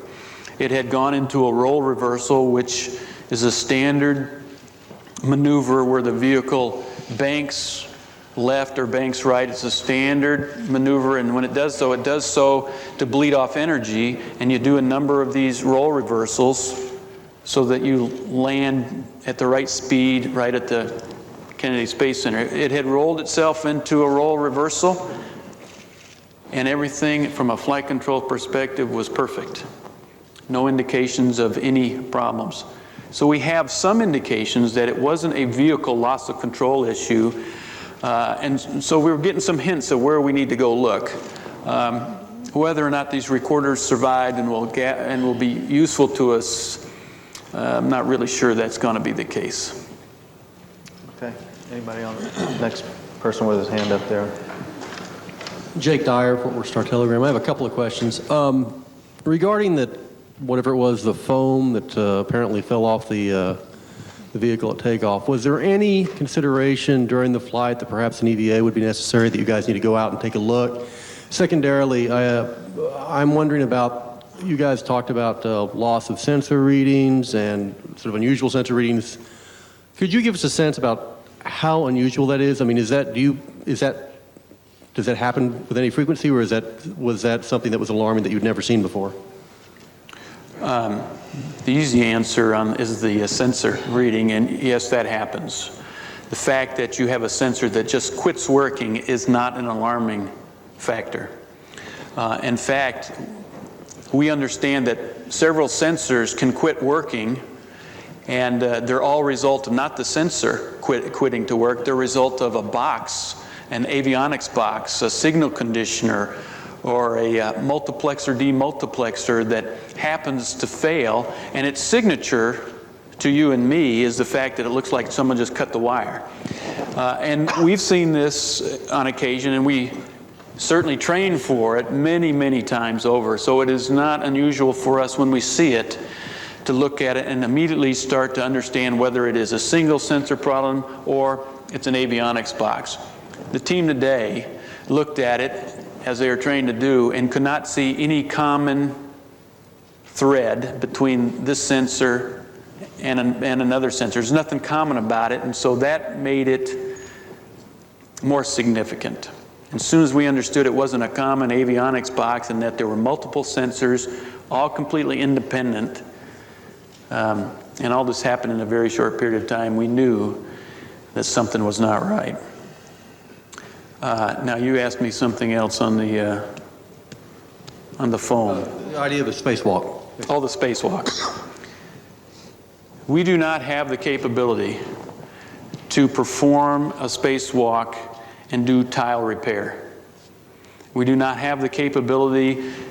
As you know, when we go out of the spacecraft, we operate really within the confines of the payload bay. On this particular mission, there was no remote manipulator system. There was no arm. And so all we had trained to do from a spacewalk perspective were those things that might be an emergency, or a latch did not work in the payload bay door closing sequence or something like that. We can go outside and make sure the payload bay doors are closed. We have no capability to go over the side of the vehicle and go underneath the vehicle and look for an area of distress and repair of tile. We know we have no capability. If for some reason we thought we had a tile problem, the risk you take when you launch is that you may suffer a tile issue. We have no capability to repair it. All we can do is, before we launch, design robustness into the system so that a loss of some tile capability will not result in loss of crew or vehicle. Does that answer your question? We have no capability to do that today. There is no capability to inspect it. We are not able to look on the underside of the vehicle. And again, our rationale, our retention rationale, why we believe we can continue to fly safely, is that we test our tiles on the ground. They're robust, they're hard enough to withstand certain levels of impact, and then we design our environment so that we don't have these circumstances. We don't believe at this point that the impact of that ET debris on the tile was the cause of our problem. We convinced ourselves as we analyzed it 10 days ago that it was not going to represent a safety issue. Now, we had the events of this morning. We're going to go back and see if there is connection. Is that the smoking gun? It is not. We don't know enough about it. A lot more analysis and evidence needs to come to the table. So it's not fair to represent the tile damage as the source. It's just something we need to go look at. Yeah, grab right there next to you. No, right here next, yeah. Gina Treadgold with ABC News. There are reports from an astronomer at Caltech that the shuttle debris was flying off the shuttle as early as a flyover in Owens Valley in California. How does that match up with this timeline, and are you aware of those reports? It's news, isn't it? Well, I haven't heard that report. And sometimes as you go through entry and are in a plasma, sometimes you see plasma. It looks like debris, but it's really not debris, it's plasma. It's just the fact that you're going really fast through the atmosphere. If he saw something over Hawaii, recognize we flew a good long while before we got to the Texas area. And so it's doubtful that we had something in Hawaii that would cause us a thermal concern. At the time that we believe we lost the vehicle, as Milt explained, it was about Mach 18, or 18 times the speed of sound. We were at our peak heating. We were at 3,000 degrees Fahrenheit on the wing leading edge. And if we did have a structural problem or a thermal problem, you would expect to get it at the peak heating, not back at Hawaii when you weren't suffering any real thermal environment, extreme thermal environment. The most extreme thermal environment was right at Mach 18, and that's where we lost the vehicle. Go ahead. Yes, Mr. Dittemore, Ann Gesselman with Newsweek. You mentioned in your opening comments that there was indication of excessive structural heating. When did that happen in the timeline from 7:53 and on? And secondly, at any point between 7:53 and 8 a.m., were the folks in Mission Control worried?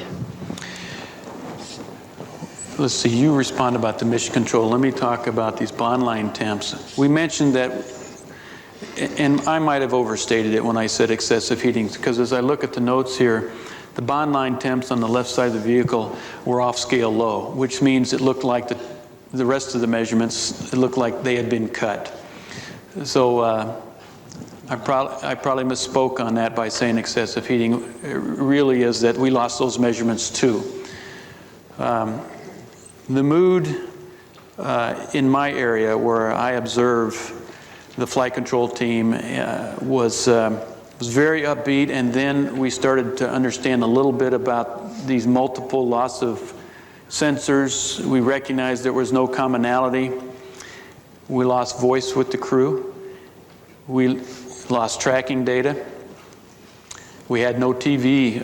As we came to find out later, we saw the TV reports of debris. We did not have that at the time. And so we were very anxious because we knew we were in an area of good communication coverage.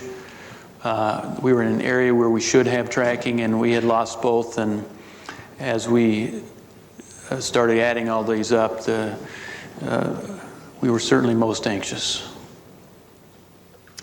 Get this gentleman right behind you. There you go. Ron, Thayer Evans from the Daily Oklahoman in Oklahoma City. Can you confirm reports of debris in other states besides Texas, namely Oklahoma, and also offer your thoughts on Mike Anderson?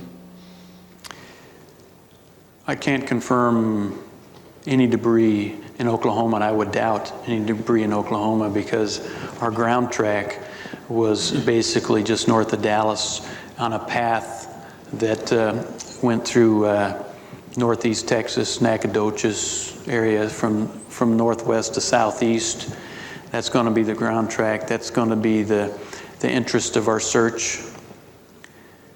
Mike Anderson, I suspect you asked me because we are both from the same hometown. Mike and I, we have common backgrounds. He attended my rival high school. He graduated from Cheney High School. I graduated much earlier than he did, I'm sad to say, but from Medical Lake High School, and we were arch rivals. And he and I had a good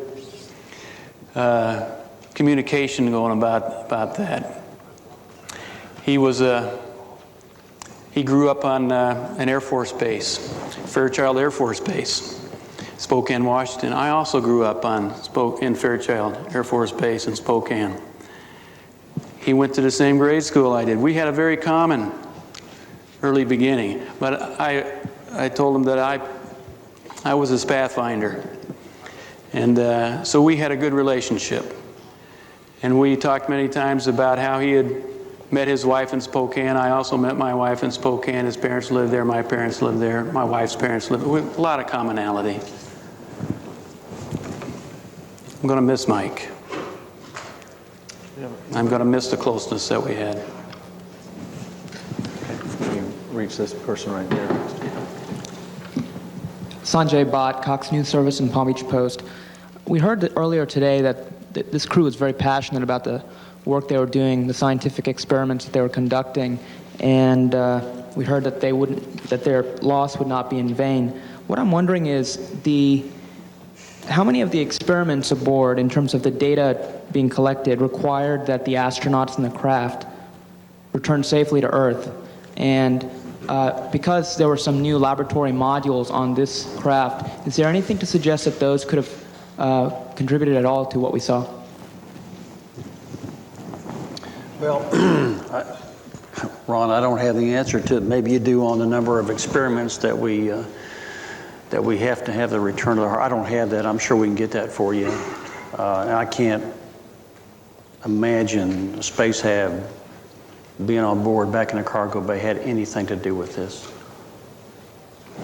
Let me just say something about the science. This vehicle on orbit, we kind of pinched ourselves over the past 16 days. This vehicle performed flawlessly, absolutely flawlessly. Science was a premium. The folks on the ground were just ecstatic with the amount of science that they were reaping, and they were looking forward to getting much of that information back on the ground. Certainly some of it was downlinked to the ground prior to entry. Some of it will be their legacy. Others had to come back and be analyzed, in which that particular part of the science would be lost. But it was an amazing mission, and we were ecstatic over the results and looking forward to talking to the crew and telling them what a great job they had done. And so it is a painful experience for us to lose our friends and recognize that things were going so well and turned out so badly. Valor, Time Magazine, could you share with us the last words that came from the crew? Well, a while ago, the last transmission that we got was, it had to do, I think a while ago I discussed that there was a measurement that gave an indication to the crew and an alert that they acknowledged. I can't tell you what they said at that time. I don't know what the word was, but it was the sort of thing that when something like that occurs, that the crew's response is fairly typical, just to let the ground know we see that. That's how the routine works, and that was the last transmission from the crew that I am aware of. And I think as we go through and peel this apart, we'll have more information like that we can share with you. Okay, I got time for 2 more questions here before I need to go to the other NASA centers. Grab this gentleman and then this young lady on the next row. Elizabeth Lee with KHWB Television. A brief loss of communication, has that happened before during re-entry? And if so, when you did lose communication, was there still hope that perhaps it was just brief? And at what point did you realize that it was something more grave? We lose communication from time to time for various reasons. We certainly lose it during the orbit phase. We've lost it sometimes for a whole revolution of 90 minutes. On entry, though, we understand that any dropouts generally are brief. And if they do occur, they occur during the peak heating time frames when the plasma around the vehicle as it is at its maximum extent. And so a brief dropout at this time period is no reason for us to be concerned. Our experience is we gain it back fairly quickly. Our concern at this time was that as we made several calls to them, they did not respond. We made several more calls to them via UHF, which is usually as reliable as anything, and they did not respond. And it became apparent to us that we were in difficult circumstances. Okay, last question right there. Go ahead. When you guys first got that anomalous sort of readings where you were unclear of, something strange is going on, at that point, was it a situation where you guys were committed? I mean, there was nothing you could have done about it. As soon as, when you first saw those readings at things went blank or whatever, was there any corrective action whatsoever at that point that you could have done? Nothing that we could do. Just observe and see if there was going to be any future downstream impact to the landing. In fact, if that's all we did was lose those 12-odd sensors, no impact to this flight at all. We would have come back and repaired the sensors. They don't impact the flying qualities of the vehicle. They don't impact the insight into how we control the vehicle. All they do is provide us information on how the systems perform so that when we turn around the vehicle for the next flight, gives us indications of where we should look. Did not affect and would not affect the flight given just the sensor by itself. Okay, let's go to the Kennedy Space Center in Florida for questions, please. Yes, this is Marcia Dunn of the Associated Press. Ron, I have a written report from earlier in this flight that there was a potential for a large damage area to the tile, and given that, I'm wondering how and why was it deemed minor by NASA? And do you have any idea how much of a damage area may have been left on the left wing and how big that piece of foam was that came off? We have a pretty good idea how big the size of foam was. What we don't understand very well was what the actual impact did to the tile. And so we have to use our analysis and our engineering expertise to help us understand how a piece of foam of certain weight and density impacting the wing at certain velocity, what it does to the tile. And our experts gathered together, and we have people in this system that have worked on these tiles since the beginning of the program, and we understand how the tiles function, we understand the tile's ability to withstand damage, we understand the thermal characteristics of the tile both on the surface of the tile and at the base of the tile.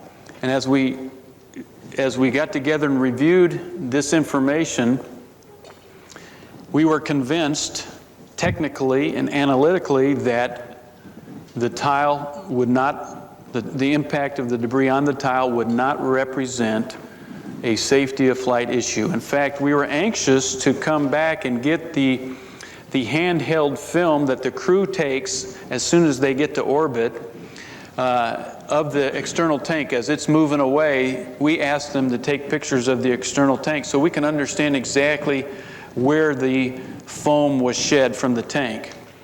And we were anxious to get that piece of information because we felt that we needed to analyze it so that it would not occur on future flights. We have a flight readiness review coming up for the next flight. It was scheduled for February the 20th, and we knew we had some technical work to do to make sure that we understood why this piece of debris came off. We were not concerned with Columbia. We felt we had analyzed that, and we felt we understood it such that it was not a thermal concern to us, did not represent a control issue or a safety of flight issue. And I'm going to caution you that that is the case today. We have no information that would say that is not the case. We are going to go look at it again to see if there is a connection between what Milt talked to you about and the fact that we had a debris impact on the tile. And there's some other things we need to go look at. The tile is just one. And so we were satisfied that we did the proper work. And across the community, our safety, our quality, our crew members, our flight controllers, and the program management reviewed the technical analysis and agreed to a person that it was not an impact to this flight. So we need to go back and look at that, of course, but that's the events as they unfolded. Adler from Florida today. I'm sorry to ask another question about the external tank, but Has this happened before? Has foam come off the tank? Has it impacted the shuttle? And what were the consequences that you saw? We had an event on STS-112 just several flights ago where a piece of debris from the same general area was shed by the tank. And this particular debris, and I can't tell you today whether it's of the same general size, but it came from the same general area, and it impacted the aft skirt on one of the boosters. Superficial damage occurred. When we got the booster back in port and looked at it, evaluated it,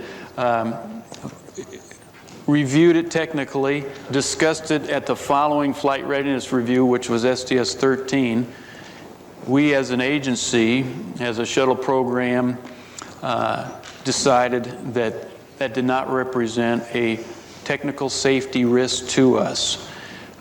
We have from time to time debris. Ice can come off the tank, frost, pieces of debris, and they impact the bottom of the vehicle.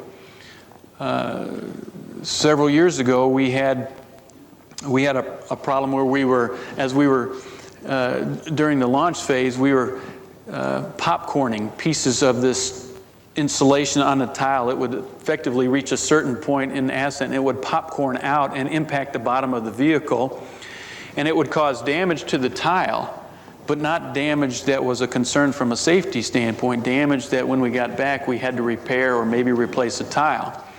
We have subsequently fixed that problem, and as we were looking at this particular problem of debris shedding in this one bipod region on STS-112, we said, well, we've got an area that we need to fix, and we have a turnaround discussion, but not a safety of flight issue.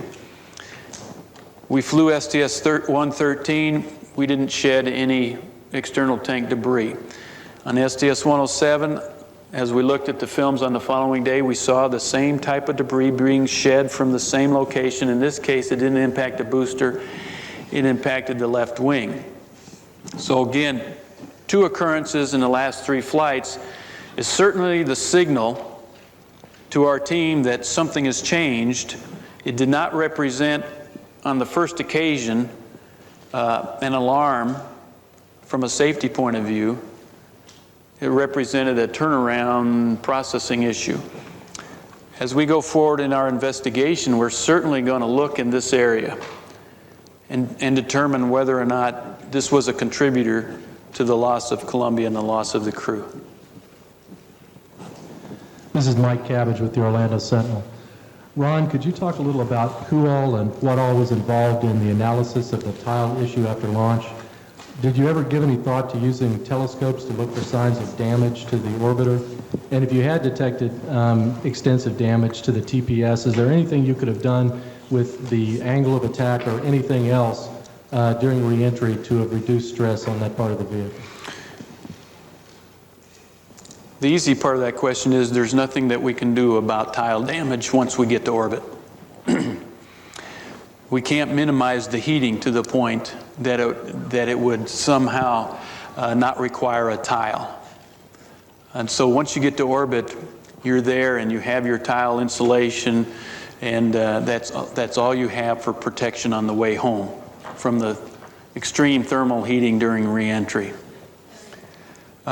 We have experience in the past of having events that have occurred that we have assessed using other assets to maybe get a close-up look at the bottom of the orbiter. Recall a year or 2 ago, we lost the drag chute door. Right at liftoff, it fell off, and we actually tried to take some pictures of the back end of the vehicle to see what was really there so that we can understand our thermal heating in that case. And those pictures that we received were not very useful to us. So that was part of our background. Combine that, our feeling that we didn't believe the pictures would be very useful to us, with the fact that there was zero that we could do about it. And in this case, we elected not even to take the pictures. We believe that our technical analysis was sufficient. We couldn't do anything about it anyway. We were in the best possible position, and so we elected not to take any pictures from any other sources, and that's the way that played out. So we have heard now from the folks at NASA. Obviously, they are all hurting. They all worked very closely as a team. As you heard, the briefer, the deputy administrator, worked very closely, in fact, with one of the astronauts who was lost in today's downing, the catastrophic failure of the shuttle Columbia.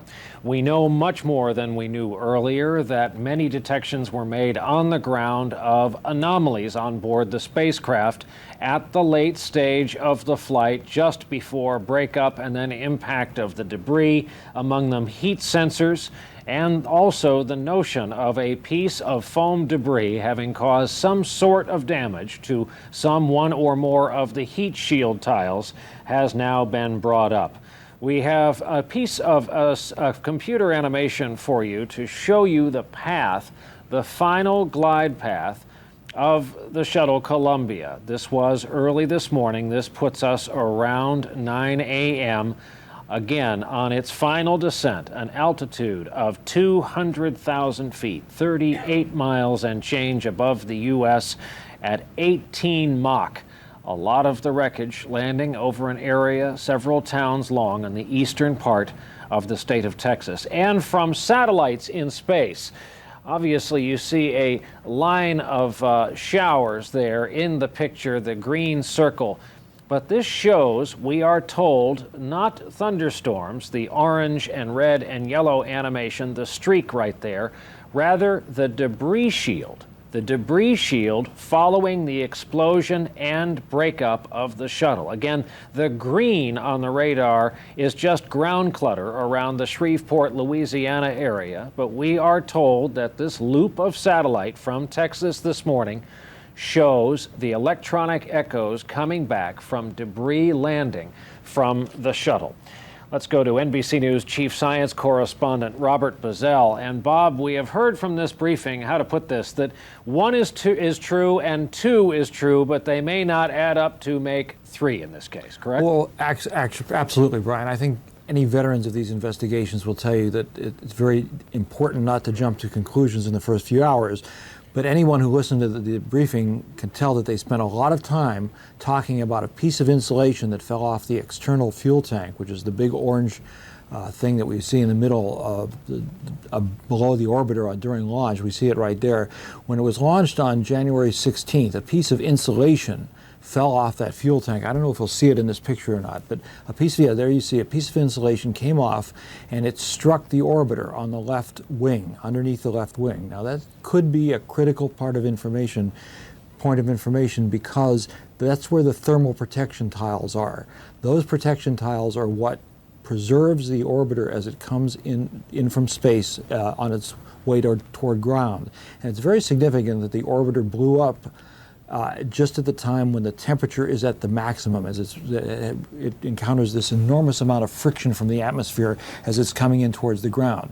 Now, we heard the officials at Mission Control saying that they were aware that that piece of debris had struck the left side of the orbiter, that they analyzed that data and that they decided it was not a problem. It was also significant that they said during the interview that even if they had decided there was a problem, there wasn't much they can do about it. The question was asked, well, could they have done a spacewalk to go out and look and see if the tiles were intact? And the answer was they did not have that capability, that they only had redundancy and they hoped that the other tiles would stay in place.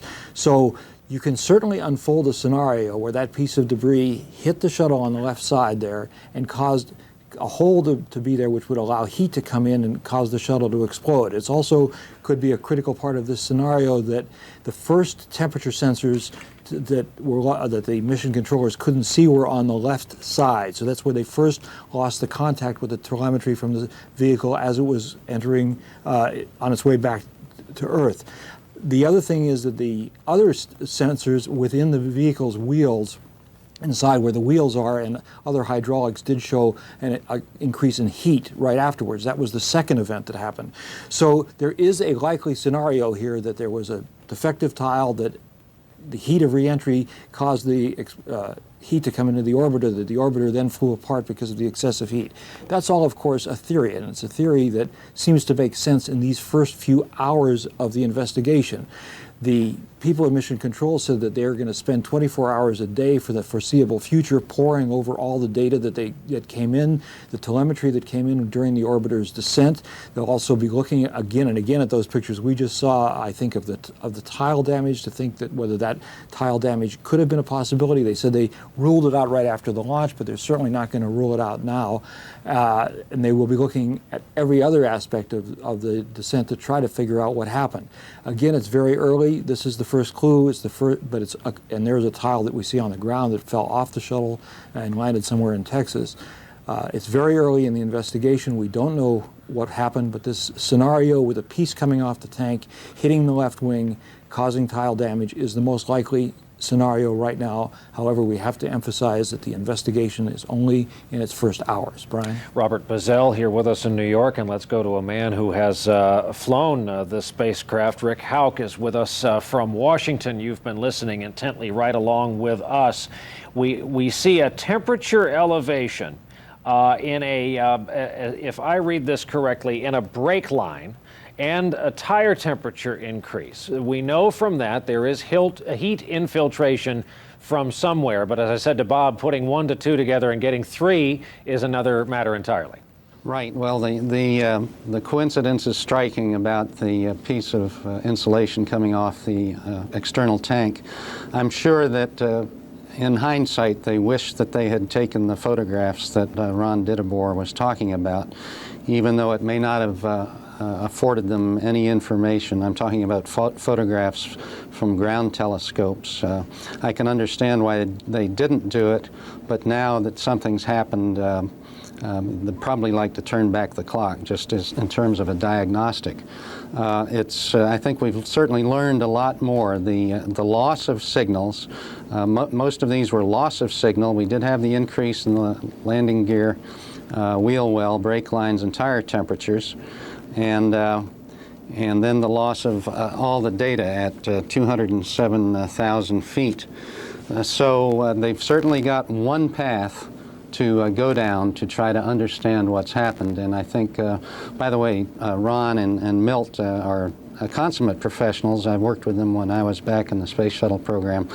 They said, let's be careful, let's not get distracted from other possibilities, and I'm sure that this is one area that they will be looking very closely at.